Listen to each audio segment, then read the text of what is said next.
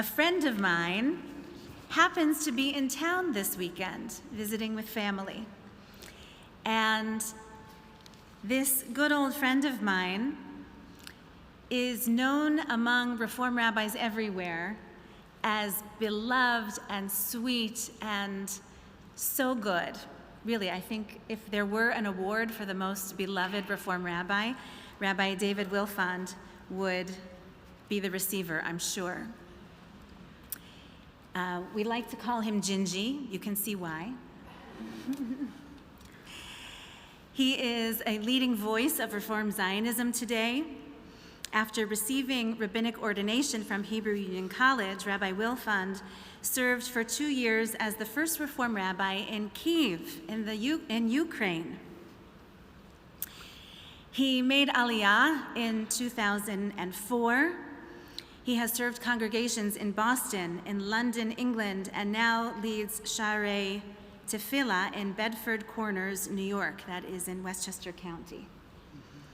And last summer, he returned to Ukraine, or the border of Ukraine, as part of a rabbinic mission in support of the refugees fleeing Ukraine and the surrounding areas. And you're going to hear how the most miraculous thing happened. So thank you, David. Thank you, Gingy, for being with us. Thank you. Shabbat shalom. Shabbat shalom. Almost a quarter of a century ago, a little more, Rabbi Splansky and I sat in classes together at the Hebrew Union College, and it was clear then that she was going to be a fine leader of the Jewish people. And so it's such a blessing to be here with you, to see her doing her thing, leading this congregation so beautifully. And what a blessing as well that her parents, Rabbi Don Splansky and her mom, Greta Lee, are here as well. What a joy. I also just want to quickly say a mazel tov to the Fisher family on Dahlia becoming a bat mitzvah so beautifully on this Shabbat. I want to address the war in Ukraine, and I want to share the Jewish people's connection to this land in Eastern Europe where so many of us have roots. When I graduated from rabbinical school 25 years ago, I was recruited to serve as the first Reform rabbi in Ukraine since the Holocaust. Many people are familiar with Ukraine as the home of the mythical Anatevka, the shtetl of Sholem Aleichem's Fiddler on the Roof. Less familiar is that virtually all the large cities of Ukraine, such as Odessa, Lviv, Chernovitz, had large Reform synagogues before the war. Just like Holy Blossom Temple, Reform synagogues in Ukraine used musical instruments. They had mixed choirs of men and women, and the prayer book had translations into the vernacular. The Reform movement in Ukraine was part of a broader movement in the Enlightenment that swept through Europe in the 1800s and attracted the Jewish intelligentsia and wanted a Judaism that was more modern and sophisticated. Tragically, most of these synagogues and their congregants were destroyed in a double-barreled assault of the Holocaust and then the Soviet Union. When the Soviet Union collapsed in the 1990s, groups of Jews gathered and said to the Ukrainian government, "Show us that you are different than the anti-Semitic Soviets. Give us back our synagogues." It's a bit mind-boggling to grasp, but on the eve of the Second World War, there were 2.7 million Jews in Ukraine. Hundreds of synagogues. Many got burnt down or bombed during the war. But if the building survived, it was put to use. In Kyiv, I saw historic synagogues that the Soviets turned into a boxing arena for matches, a puppet theater, and a movie cinema. My Reform congregation in Kyiv met in a historic synagogue that the Soviets renamed the Actors' House. Converting synagogues into theaters and sports halls was a Soviet way to mock Judaism as they tried to break the spirit of the Jewish community. When the Soviet Union finally collapsed in 1991, there were still about 500,000 Jews in Ukraine. It was then the fourth largest Jewish community in the diaspora. In the 1990s, the new Ukrainian government acquiesced to the request by local Jews to have the historic synagogues returned. I heard the following scenario repeated many times. The local community petitions the government for the return of the old synagogue. They get it. They organize a huge party. They enter the synagogue and look at each other for a while until someone says, "Okay, now what do we do?" You see, nobody ever went to religious school or Hebrew school or attended a Jewish summer camp. Nobody knew Lecha Dodi or how to light Shabbat candles or how to sing the Kiddush. Under the Soviets, if you had a chumash, like the plowed chumashim, by your seats, that, if you owned that in your home, that could be grounds for arrest. You could be sent to the gulag. People had zero access to Jewish education. They knew they were Jews. They were even proud to be Jews, but they did not know how to live as Jews. As one old Jewish man told me in Kiev, and I quote, "Under the Soviets, I suffered because I was a Jew. Now I want to know, what was I suffering for?" In Ukraine, I found people hungry to learn about Jewish life. In the 90s, requests from Jewish communities in Ukraine reached the offices of the Union of Reform Judaism in New York. "We need a rabbi," they said. "We need someone who can teach us about Jewish customs and traditions. But we're not so orthodox. We need someone who reflects who we are.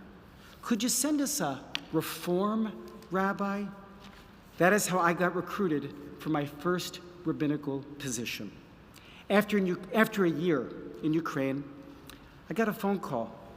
"Rabbi, we have an old Torah that was hidden between the walls of a house since the time of the Holocaust. And now that the Soviet Union is over, we've taken it out from its hiding place. An old man here taught some of our teens to read from the scroll.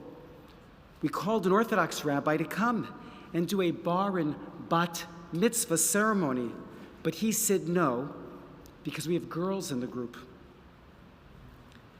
Someone in our town heard there's also a reform rabbi in Kiev.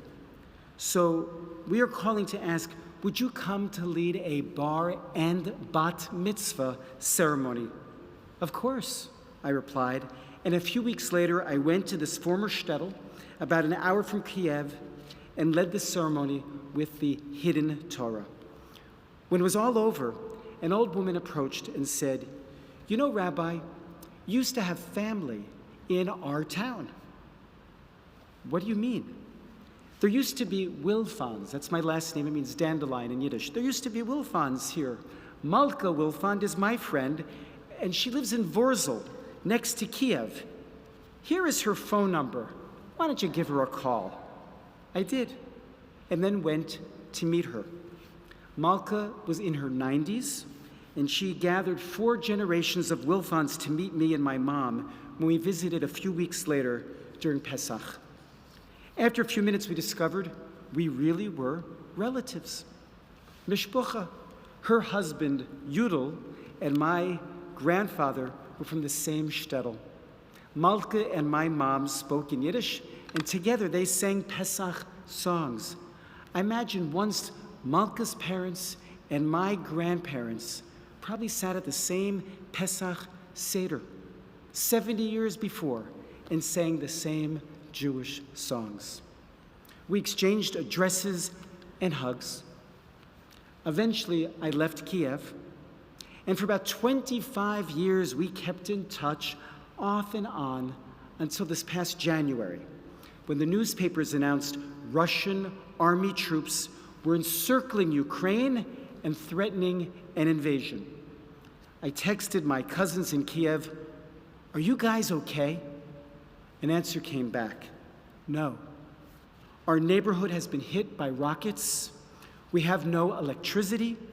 My husband, Yuri, had to carry his mother, who had a stroke, down 20 flights of stairs to get her out of her apartment and into our car.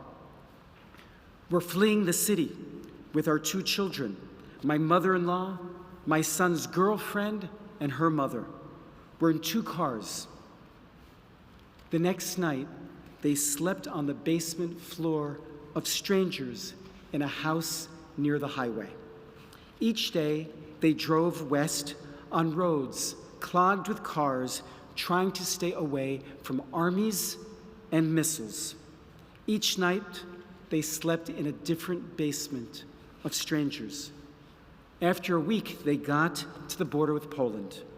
They had not washed, slept, or eaten properly for a week. Suddenly, near the border, they faced a painful choice.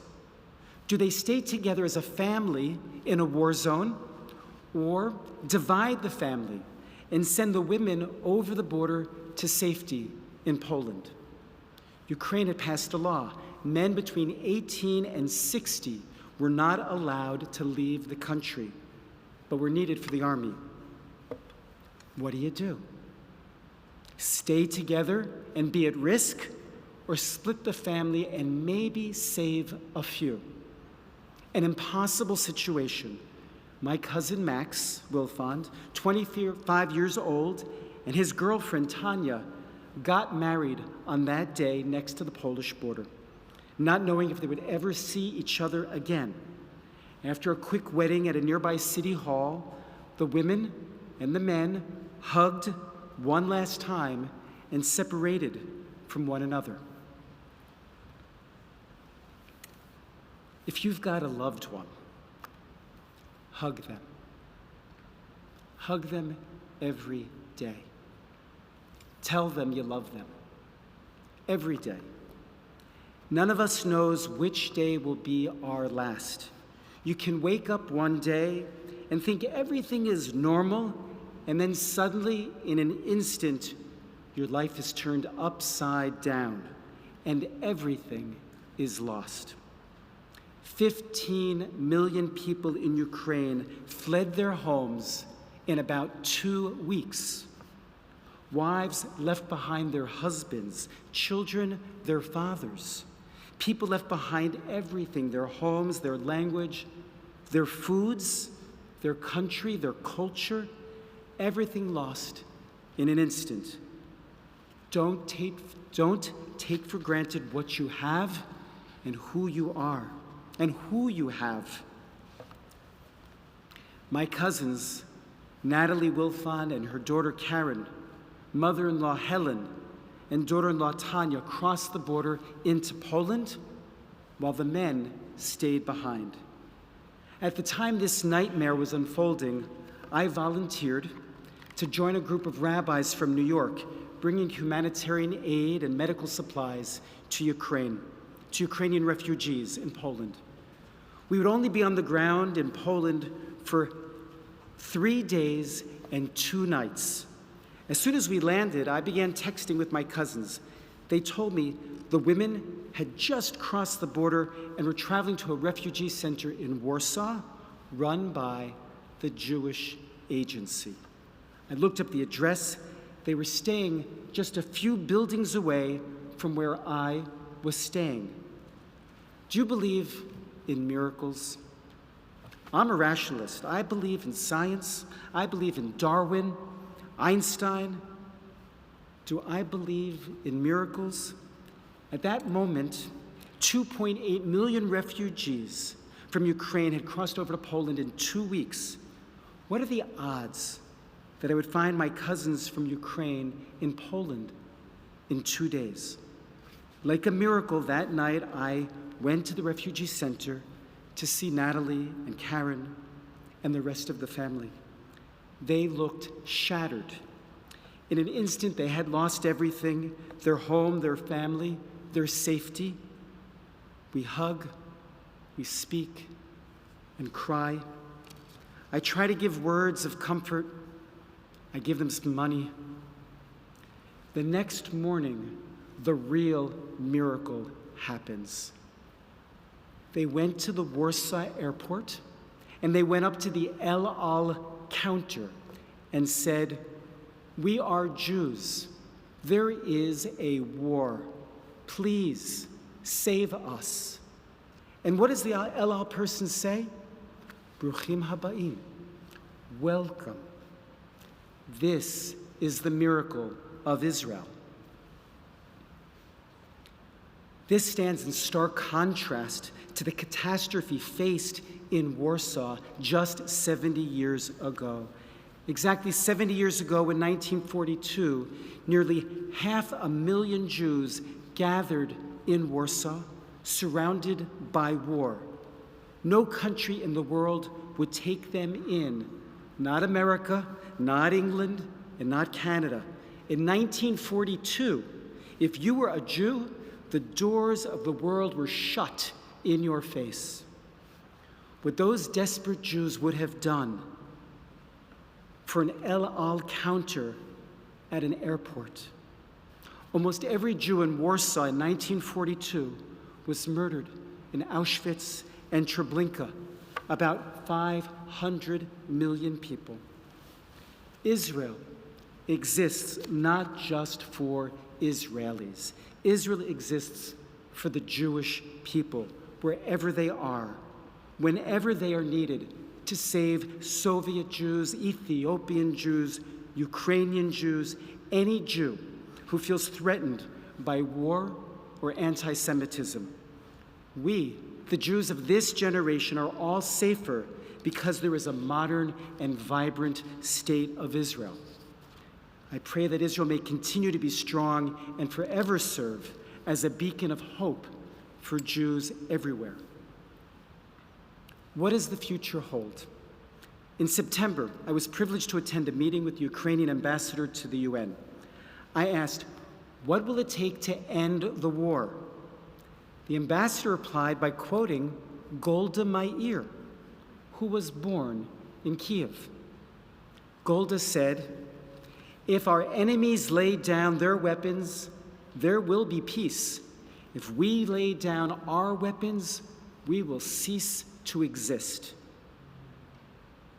In February, most of the world, including Putin, expected Russian tanks to roll over Ukraine and conquer it in a few days. Few people understood the bravery of the Ukrainian people defending against a superpower.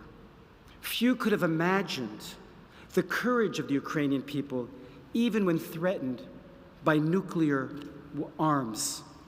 Few anticipated the resilience of the Ukrainians when faced with missiles fired by Russia at Ukraine's nuclear power stations and electricity stations. When Zelensky, the president of Ukraine, spoke to the UN in September, he sounded like a Jewish prophet. He said, "This war will end, and the aggressors will be brought to justice." Zelensky is right. The Ukrainians will not be defeated because they possess a spiritual power. They are a community, what we call a kehillah, a people with a sacred obligation to take care of one another. We learned long ago in Pharaoh's Egypt to stand up against tyrants. What can we do? Rabbi Leo Beck, the chief rabbi of Germany during the Holocaust, was asked, "What can we do in the face of evil?" He replied by quoting, "Lo alecha hamlacha ligmor." You don't have to solve the entire problem, the Talmud teaches. You just need to begin. Here are some ways we can support. We can help. We can support Doctors Without Borders. They are providing insulin and medicines, keeping people alive. On the ground in Kiev and other places, they're providing surgery, medical care, physical therapy, and psychological support for victims of war. We can pack humanitarian aid parcels to be sent to Ukraine. We can help local refugees. We can educate our children in democratic principles and advocate for the importance of international laws, respecting a country's borders. It seems that some have forgotten why the UN was created, for safeguarding peace and cooperation. We need to remind ourselves why the Geneva Convention rules of war and the Universal Declaration of Human Rights were drafted, so that people would never again be dragged to mass graves of civilians, treated as though human life was disposable. We need to advocate our elected officials to understand we all have a moral responsibility to stop the wanton destruction of cities, the violation of international borders, all for the sake of political and economic greed. We need to use more green sources of energy to reduce the use of oil as a weapon. Personally, I'd like to lead a group of North American Jews to go to Poland to volunteer in a refugee center that serves 3 million Ukrainians displaced by war. And I want to encourage your congregation to consider traveling to Ukraine to help rebuild schools, hospitals, and orphanages. We can help clear the shrapnel from city playgrounds and parks. We can let those ravaged by war know that this time the world didn't turn its back as though we didn't know.